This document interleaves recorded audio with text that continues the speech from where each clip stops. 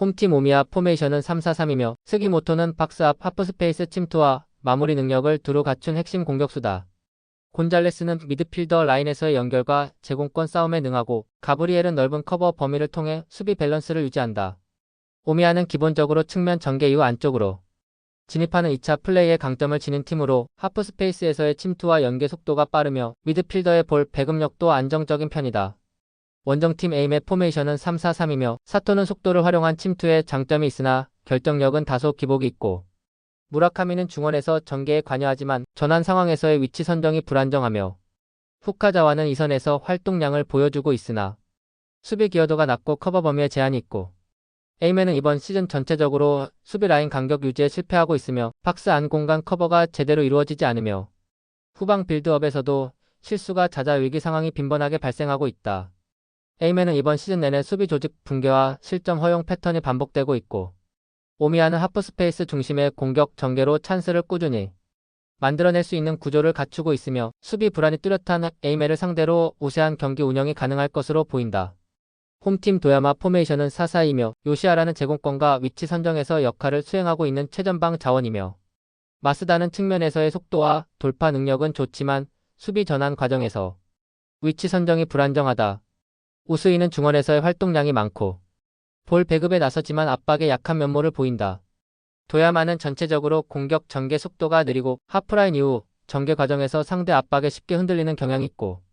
특히 파이널 서드 부근에서 상대 패스 루트 차단이 제대로 이루어지지 않아 실점 위기를 자주 맞이하고 있다. 원정팀 미토올리 토크 포메이션은 4-4-2이며 츠쿠이는 침투 타이밍과 마무리 능력이 좋은 스트라이커고 테라노마는 측면에서 볼 전개를 빠르게 이어가며 크로스 타이밍 조절이 뛰어난 자원이며 와타나베는 중원에서의 플레이메이킹 능력이 뛰어나며 빌드업 연결 고리로 중심 역할을 맡고 있고 미토올릭은 3선 미드필더 야마모토를 기점으로 후방 빌드업을 원활하게 전개하고 있으며 중앙을 통한 전진 패스 연결이 안정적으로 이루어지고 있는 것이 최근 상승세의 배경이다. 미토올릭은 후방 빌드업 중원 연결 전방 침투까지 전술 흐름이 명확하게 정리된 팀이며 최근 그 효과도 확실하게 드러나고 있고 도야마는 전개 속도가 느리고 압박에 약한 수비 조직을 보유하고 있어 미토올릭의 전술을 버텨내기 어려운 흐름이며 전술적 명확성과 라인 간 연결성에서 앞서는 미토올릭이 경기 전체를 주도할 수 있는 전개가 유력하다. 홈팀 이와타 포메이션은 4-3-3이며 호날두는 박스 안에서의 마무리 능력과 위치 선정에서 강점을 보이는 자원이며 페드로 네투는 측면에서의 돌파와 크로스 타이밍 조절이 가능하고 브루노 페르난데스는 중원에서 템포 조절 및 전개 조율 능력이 뛰어나고 우에비스의 퇴장으로 후방에서의 수비 커버에 공백이 생겼고 대체 자원의 수비 조직력 연계가 매끄럽지 않은 상태다. 전반적으로 공격 전개는 단순한 형태를 보이며 수비 안정성 확보에 초점을 맞춘 운영 흐름이 반복되고 있고 원정팀 쇼난 포메이션은 4-3-3이며 미켈 오야르사발은 전방에서의 마무리 능력은 있지만 활동량이 적은 편이며 라민 야말은 측면 돌파에는 위협적인 자원이지만 수비 가담 시 피지컬 한계가 뚜렷하며 미켈 메리노는 중원에서 압박 회피보다는 안정적인 유지에 집중하는 자원이며 직전 경기에서 2-0으로 승리를 거둔 이후 전체적으로 라인을 낮추며 전술적인 실리를 우선하는 운영을 보이고 있고 결정력과 공격 전환 속도는 다소 아쉬운 편이며 전체 라인이 낮은 만큼 찬스 창출 빈도 자체가 제한적이다. 이 경기는 선제 득점보다 실점 회피 전략이 강조되는 흐름으로 전개될 가능성이 높고 양팀 모두 전반적인 전술 흐름에서 실리적 운영을 택할 것으로 보여 득점이 적고 팽팽한 접전이 될 가능성이 있고 특히 경기 중반 이후 중원 소모전이 심화되며 점유율보다는 공간 차단이 중심이 될 수 있고 상호 간격 유지에 집중하는 보수적 운영이 지속될 경우 무득점 가능성도 배제할 수 없는 흐름이다. 홈팀 산프레체 히로시마 포메이션은 3-4-3이며 제르맹은 빠른 스피드와 박스 안 마무리 능력을 겸비한 핵심 스트라이커고 가토는 좌측에서의 오버래핑과 크로스 완성도에서 강점을 보이며 가와베는 중원에서 공간 창출과 탈압박 능력이 돋보이는 자원이며 히로시마는 전방 압박과 좌우 측면 돌파 빈도를 높여 경기를 주도하는 유형이며 빠른 역습 전환을 통해 위협적인 찬스를 자주 만들어내는 특징이 있고 중앙 공격수와 윙어 간 연계가 유기적이고 하프라인을 넘는 순간부터 득점 기대값이 급상승하는 구조를 반복 중이다. 원정팀 후쿠오카 포메이션은 3-4-3이며 이와사키는 제공권과 연계보다는 전방 움직임에 집중하는 유형이며 후지모토는 좌측에서 빠른 돌파는 가능하지만 크로스 완성도에서 기복이 있으며 마츠오카는 중원 수비 전담으로 활동 반경이 넓지만 전진 패스는 단조로운 편이며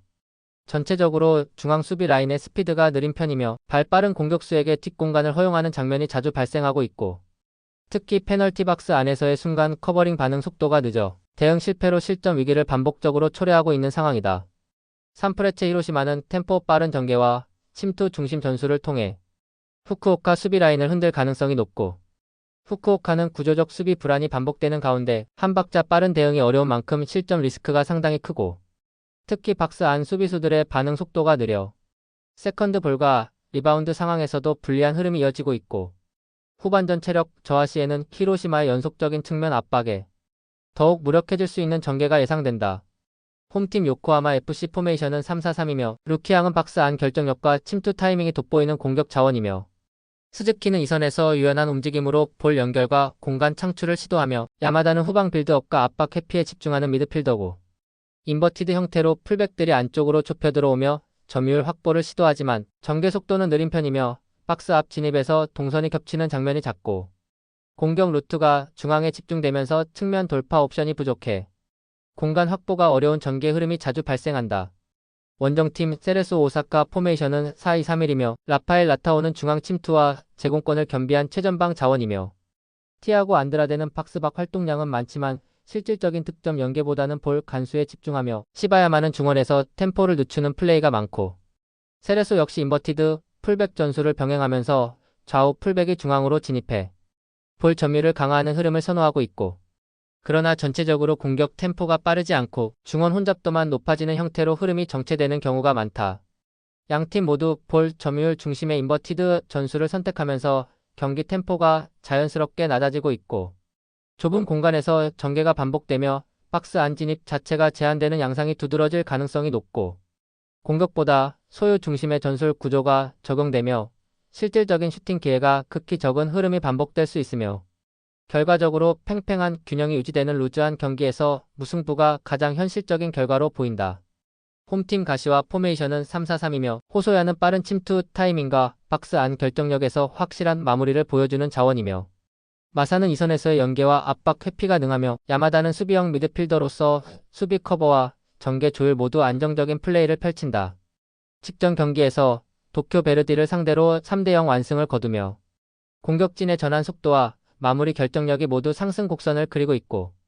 전체적으로 높은 라인을 유지하며 상대 진영을 강하게 압박하는 구조를 중심으로 전개되고 있으며 중원 장악력이 확실하게 우위를 보인다.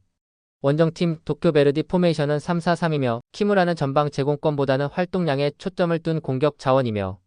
사이토는 측면 돌파 능력은 있지만 마무리에서 기복이 크고 모리타는 중원에서의 전개보다 수비적 역할에 집중한다. 주전 미드필더 스나시마의 퇴장 결장으로 인해 중원 중심축이 붕괴된 상태이며 전체적인 전술적 균형이 무너질 가능성이 높고 최근 수비 라인과 미드필더 간 간격 유지가 불안정하고 경기 후반으로 갈수록 세컨드볼 대응력이 급격히 떨어지고 있다. 가시와는 전방 압박과 침투 중심의 공격 전술이 완성 단계에 들어섰고 홈 이점까지 겹쳐 확실한 흐름을 장악할 것으로 보인다. 반면 도쿄 베르디는 중원 핵심 자원의 이탈과 전술적 붕괴로 인해 후반으로 갈수록 수비 라인의 조직력이 더욱 흔들릴 여지가 크고 경기 전체적으로 가시와의 기세가 꺾일 요인은 거의 없으며 주도권을 놓치지 않는 전개가 이어질 가능성이 높다.